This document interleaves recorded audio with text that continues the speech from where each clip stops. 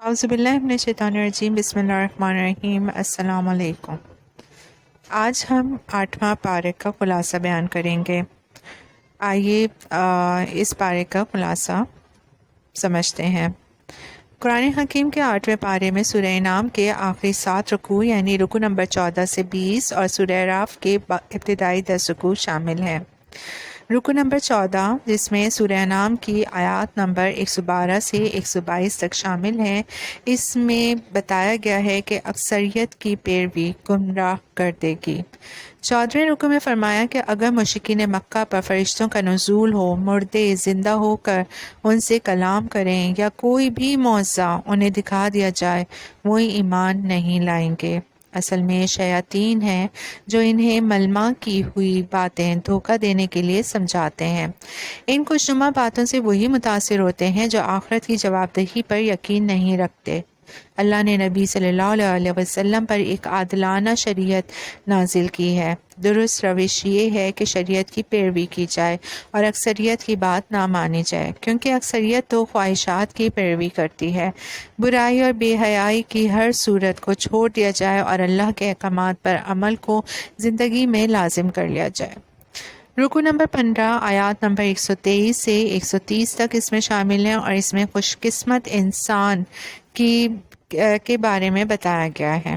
15ویں رکوع میں اس انسان کی خوش قسمتی بیان کی گئی جو غفلت میں پڑ کر گویا مردہ تھا۔ اللہ نے اسے بیدار کیا، عمل کی توفیق دی اور قرآن کا علم دیا جس سے وہ دوسروں کو بھی بیدار کر رہا ہے۔ اللہ ہمیں بھی ایسی سعادت عطا فرمائے، آمین ثم آمین۔ آگاہ کیا گیا کہ ہر بستی میں حق کے اولین مخالفین بستی کے سردار ہوتے ہیں۔ تکبر کی وجہ سے ان کا سر حق کے سامنے نہیں جھکتا۔ اللہ جسے ہدایت دیتا ہے اس کا سینہ حق کی قبولیت کے لیے کھول دیتا ہے۔ اسے اللہ کا ہر حکم ایک خیر محسوس ہوتا ہے، یعنی ایک خیر کا احساس اس میں ہوتا ہے۔ اس کے برعکس جو شخص ہدایت کی نعمت سے محروم ہوتا ہے وہ اللہ کے ہر حکم کو ایک بوجھ سمجھتا ہے۔ رکوع نمبر 16 آیات نمبر 131 سے 141 تک شامل ہے اس میں، اور اس میں بیان کیا گیا کہ روز قیامت اللہ جنات اور انسانوں سے پوچھے گا کہ کیا تمہارے پاس رسول نہیں آئے تھے جو تمہیں میرے احکامات سکھاتے تھے اور آخرت کی جواب دہی کے حوالے سے خبردار کرتے تھے؟ وہ اعتراف کریں گے کہ ایسا ہوا تھا، لیکن ہمیں دنیا کی زندگی نے دھوکے میں ڈال دیا تھا۔ اس رکوع میں مزید فرمایا کہ مشرکین کے پنڈت کھیتیوں اور جانوروں میں سے کچھ اللہ کے نام کرتے ہیں اور کچھ بتوں کے نام۔ باطل معبودوں کی خوشنودی کے لیے لوگوں کو اپنی اولاد قربان کرنے کا حکم دیتے ہیں۔ جانوروں کے بارے میں طے کرتے ہیں کہ ان میں سے کس کا گوشت حلال ہے اور کس کا ممنوع، کس جانور پر سواری کی جا سکتی ہے اور کس پر نہیں۔ وہ فیصلے خود کرتے ہیں لیکن انہیں منسوب اللہ کی طرف سے کرتے ہیں، یعنی وہ ان کو اللہ کی طرف منسوب کر دیتے ہیں۔ بلا شبہ وہ جھوٹے اور گمراہ ہیں۔ رکوع نمبر 17 آیات نمبر 142 سے 145 تک اس میں خوراک کے حوالے سے اللہ کی نعمتوں کا ذکر ہے۔ اللہ نے ایسے باغات پیدا کیے جن میں درخت اپنے سہارے کھڑے ہوتے ہیں اور ایسے بھی جن میں بیلوں کو چھتریوں پر چڑھایا جاتا ہے۔ پھلوں اور کھیتیوں کے مختلف ذائقے پیدا کیے، ان نعمتوں کو کھاؤ اور اللہ کا حق یعنی عشر اسی روز دو جس روز پھل اتارو یا کھیتی کاٹو۔ اسراف نہ کرو، اللہ کو اسراف کرنے والے پسند نہیں۔ اللہ نے حلال جانوروں میں بار بردار بھی پیدا کیے اور ایسے جانور بھی جو بوجھ نہیں اٹھا سکتے، ان میں سے بھی کھاؤ اور اللہ کا شکر ادا کرو۔ بلا دلیل ان میں سے کسی کو بھی حرام نہ قرار دو۔ رکوع نمبر 18 آیات نمبر 146 سے 151 تک۔ 18ویں رکوع میں آگاہ کیا گیا کہ یہود پر ان کی شرارتوں کی وجہ سے بعض حلال اشیاء حرام کر دی گئیں۔ مشرکین کا قول بیان کیا گیا کہ اگر اللہ چاہتا تو ہم نہ شرک کرتے اور نہ ہی خود سے کسی شے کو حرام قرار دے سکتے۔ جواب دیا گیا کہ اللہ نے انسان کو نیکی اور برائی کرنے کا اختیار دیا ہے۔ ہر نیکی یا برائی کا اذن وہی دیتا ہے، البتہ برے کام میں اس کا اذن ہوتا ہے، رضا نہیں۔ دلیل دو کہ اللہ نے کہاں تمہیں حکم دیا کہ شرک کرو؟ ہاں، شرک کی ممانعت کے حوالے سے بارہا حکم دیا گیا ہے۔ رکو نمبر 19 آیات نمبر 152 سے 155 تک، اس میں اسلام کی معاشرتی تعلیمات کا ذکر ہے۔ ہدایت دی گئی کہ اللہ کے ساتھ کسی کو شریک نہ کرو، والدین کے ساتھ حسن سلوک کرو، مفلسی کے ڈر سے اولاد کو قتل نہ کرو، ظاہری اور پوشیدہ ہر بے حیائی سے بچو، کسی انسان کو ناحق قتل نہ کرو، یتیم کے مال کی حفاظت کرو، ناپ تول میں کمی نہ کرو، ہمیشہ عدل کی بات کرو، وعدے پورے کرو اور قرآن حکیم کو پیروی کی نیت سے سمجھ کر پڑھو۔ یہ ہے قرآن پر عمل کا راستہ، اس کے سوا کسی اور راہ کو مت اختیار کرو۔ اللہ ہمارے لیے ان ہدایات پر عمل آسان فرما دے، آمین ثم آمین۔ رکو نمبر 20، یہ سورہ انعام کا آخری رکو ہے، جس میں سورہ انعام کی آخری آیات ہیں، آیات نمبر 156 سے لے کر 166 تک۔ اس میں ہمیں بتایا گیا کہ سیدھا راستہ کیا ہے، یعنی 20ویں رکوع میں صراط مستقیم کی وضاحت ہے۔ صراط مستقیم ہے خالص دین پر عمل کرنا، یعنی ہر معاملے میں یکسو ہو کر اللہ کی اطاعت کرنا۔ اس کی عملی مثال ہے کہ حضرت ابراہیم علیہ السلام کی حیات مبارکہ، جنہوں نے ہر محبت کو اللہ کی محبت کے سامنے قربان کر دیا۔ گویا سیدھے راستے کا تقاضا یہ ہے کہ ہم اس بات کا ثبوت پیش کریں کہ ترجمہ ہے سورہ انعام کی آیت نمبر 162 کا، کہ بے شک میری نماز اور میری قربانی اور میرا جینا اور میرا مرنا اس اللہ کے لیے ہے جو تمام جہانوں کا رب ہے۔ اللہ نے ہمیں زمین میں اختیار دیا ہے اور اسی میں ہمارا امتحان ہے۔ اللہ کی بندگی کریں گے تو اس کی شان رحیمی اور غفاری کے مستحق ٹھہریں گے، اگر اللہ کی نافرمانی کریں گے تو اس کے شدید عذاب سے دوچار ہوں گے۔ اپنے لیے اچھے یا برے انجام کی راہ اختیار کرنا ہمارے اختیار میں ہے۔ اللہ ہمیں صراط مستقیم اختیار کرنے کی توفیق عطا فرمائے، آمین۔ اب ہمارے پارہ نمبر 8 میں دوسری صورت ہے سورہ اعراف۔ سورہ اعراف جو ہے وہ تاریخ انسانی کا بیان ہے، یعنی اس میں تاریخ انسانی کے بارے میں بیان کیا گیا ہے۔ رکو نمبر 1 آیات نمبر 1 سے لے کر 10 تک، اس میں ہمیں بتایا گیا کہ روز قیامت فیصلہ نیک اعمال کے وزن پر ہوگا۔ پہلے رکوع میں ہمیں آگاہ کیا گیا کہ اللہ نے کئی قوموں کو ان کے گناہوں کی پاداش میں ہلاک کیا۔ جب تباہی آئی تو وہ اعتراف کرنے لگے کہ ہم ہی ظالم تھے۔ یہ تو دنیاوی بربادی تھی، اصل عذاب روز قیامت ملے گا۔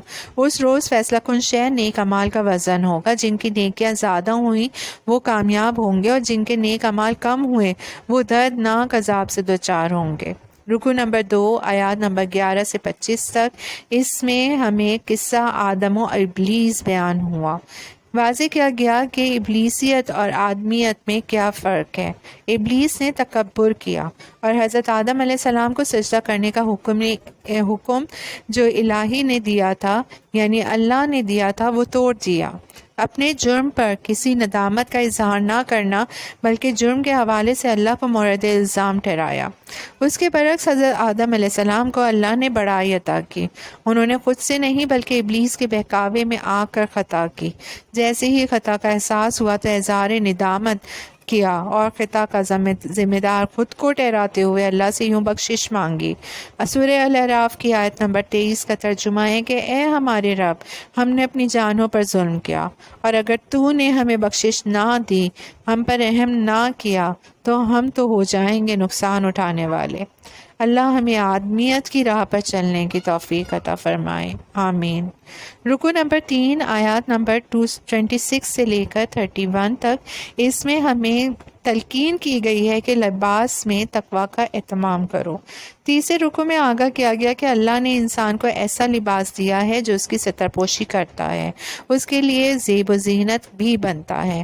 شیطان اور اس کا ٹولہ چاہتا ہے کہ انسان کو بے حیا اور عریاں کر دے۔ اللہ چاہتا ہے کہ انسان لباس میں تقوی کا اہتمام کرے، یعنی مکمل ساتر لباس پہنے جس میں اسراف یا اظہار تکبر نہ ہو۔ اللہ ہر طرح کی بے حیائی سے ہماری حفاظت عطا فرمائے، آمین۔ رکوع نمبر 4 ہے آیات نمبر 32 سے 39 تک۔ غیر تربیت یافتہ اولاد کی ماں باپ کے خلاف بد دعا کا اس میں بیان ہے۔ چوتھے رکوع میں بیان کیا گیا کہ اللہ نے جو بھی پاکیزہ رزق اور زیب و زینت کی اشیاء بنائی ہیں وہ ہرگز حرام نہیں ہیں۔ حکم یہ ہے کہ انہیں حلال طریقے سے حاصل کیا جائے اور ان سے شریعت کے مطابق استفادہ کیا جائے۔ اس حکم میں خبردار کیا گیا کہ اگر اولاد کی صحیح دینی تربیت نہ کی تو وہ اولاد جہنم میں جانے کے بعد اللہ سے بد دعا کرے گی کہ ہمارے ماں باپ کو دگنا عذاب دیا جائے، ان کی وجہ سے ہمیں یہ بربادی دیکھنی پڑی۔ اللہ فرمائے گا کہ تم سب کے لیے دگنا عذاب ہے، اس لیے کہ تم نے بھی اپنی اولاد کی دینی تربیت نہیں کی تھی۔ اللہ ہمیں اپنی اولاد کو دین کی راہ کی طرف مائل کرنے کی توفیق عطا فرمائے، آمین۔ رکوع نمبر 5 آیات نمبر 40 سے 47 تک ہے، جس میں ہمیں بتایا گیا کہ جنت تمہارے اعمال کا بدلہ ہے۔ 5ویں رکوع میں ارشاد ہوا کہ جو تکبر کی وجہ سے اللہ کی تعلیمات کو جھٹلاتے ہیں وہ جنت میں داخل نہ ہو سکیں گے جب تک اونٹ سوئی کے ناکے سے نہ گزر جائے۔ اس کے برعکس جو لوگ ایمان لائے اور اچھے عمل کرتے رہے وہ جنت میں اللہ کی حمد اس طرح کریں گے۔ ترجمہ ہے کہ کل شکر اللہ کے لیے جس نے ہمیں اس جنت تک پہنچنے کی ہدایت دی۔ ہم ہرگز ہدایت نہ پاتے اگر اللہ ہی ہمیں ہدایت نہ دیتا۔ اللہ جواب میں ارشاد فرمائے گا کہ جنت دراصل تمہارے اعمال کا بدلہ ہے۔ اسی رکوع میں اصحاب اعراف کا ذکر ہے۔ یہ وہ لوگ ہیں جن کی نیکیاں اور برائیاں برابر تھیں، نہ جنت میں داخل کیے گئے اور نہ جہنم میں گرائے گئے۔ وہ دعا کریں گے کہ اے اللہ ہمیں جہنم سے محفوظ فرما اور جنت میں داخل فرما۔ رکوع نمبر 6 آیات نمبر 48 سے 53 تک، اس میں آخرت کی تیاری سے غافل نہ ہو کی تلقین کی گئی۔ 4تھے رکوع میں بیان کیا گیا کہ اصحاب اعراف کی دعا قبول کی جائے گی اور وہ جنت میں داخل کر دیے جائیں گے۔ اسی رکوع میں ان لوگوں کی مذمت کی گئی جنہوں نے کھیل تماشے کو ہی اپنا دین بنا لیا، وہ آخرت کی تیاری کے لیے کبھی سنجیدہ ہوئے ہی نہیں۔ اب روز قیامت برے انجام کو دیکھ کر اپنی غفلت پر افسوس کریں گے، لیکن اب اس افسوس کا کوئی فائدہ نہ ہوگا۔ رکوع نمبر 7 آیات نمبر 54 سے 58 تک، اس میں دعا کے آداب بتائے گئے ہیں۔ 7ویں رکوع میں تلقین کی گئی کہ دعا صرف اپنے حقیقی رب یعنی اللہ سے کرو۔ دعا کے آداب یہ ہیں کہ یہ تنہائی میں گڑ گڑا کر مانگی جائے، دعا کرتے ہوئے اللہ سے اچھی امیدیں بھی ہوں اور اس کا خوف بھی طاری ہو۔ دعا میں زیادتی نہ کی جائے، یعنی چلا چلا کر نہ مانگا جائے، اور نہ ہی ایسی دعا کی جائے کہ جس سے کسی اور کا نقصان ہو۔ اللہ سے بھلائی کا سوال کیا جائے، زمین میں فساد نہ کیا جائے، یعنی اللہ کی نافرمانی نہ کی جائے۔ اگر ہم اللہ کا حکم پورا نہیں کریں گے تو اللہ بھی ہماری دعا پورا نہ کرے گا۔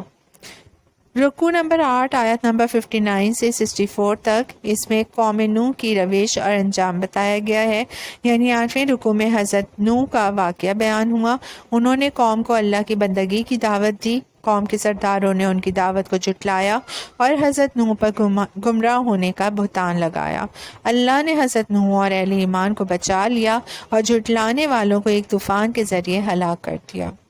رکوع نمبر 9 آیات نمبر 65 تا 72، قوم ہود کی بربادی کا اس میں بیان ہے۔ سردار قوم نے ان کی دعوت توحید کو جھٹلایا اور انہیں جھوٹا اور احمق قرار دینے کی گستاخی کی۔ اللہ نے ان بدبختوں کو برباد کر دیا اور اپنی رحمت سے حضرت ہود علیہ السلام اور اہل ایمان کو بچا لیا۔ پارہ نمبر 8 کا آخری رکوع ہے، رکوع نمبر 10، اس میں آیات ہیں 73 سے 84 تک جو کہ سورہ اعراف کی ہیں، اور اس میں قوم صالح اور قوم لوط کا انجام بتایا گیا ہے۔ 10ویں رکوع میں حضرت صالح اور حضرت لوط کی اپنی قوموں کے ساتھ کشمکش کا ذکر ہے۔ حضرت صالح نے اپنی قوم کو اللہ کی بندگی اختیار کرنے کی دعوت دی اور نشانی کے طور پہ اللہ کے حکم سے ایک زندہ اونٹنی پہاڑ سے برآمد کر دی۔ قوم کے متکبر سرداروں نے نہ صرف ان کی تعلیمات کو جھٹلایا بلکہ اہل ایمان کو بھی نیکی کی راہ اختیار کرنے سے روکا، پھر معجزے کے ذریعے برآمد ہونے والی اونٹنی کو مار دیا۔ اللہ نے زلزلے کے ذریعے قوم کو تہس نہس کر دیا۔ حضرت لوط علیہ السلام نے قوم کو ہم جنس پرستی کی خباثت سے روکنے کی کوشش کی۔ قوم نے حضرت لوط علیہ السلام کو بستی سے نکالنے کا ناپاک منصوبہ بنایا۔ اللہ نے پتھروں کی بارش کے ذریعے اس بے حیا قوم کا کام تمام کر دیا۔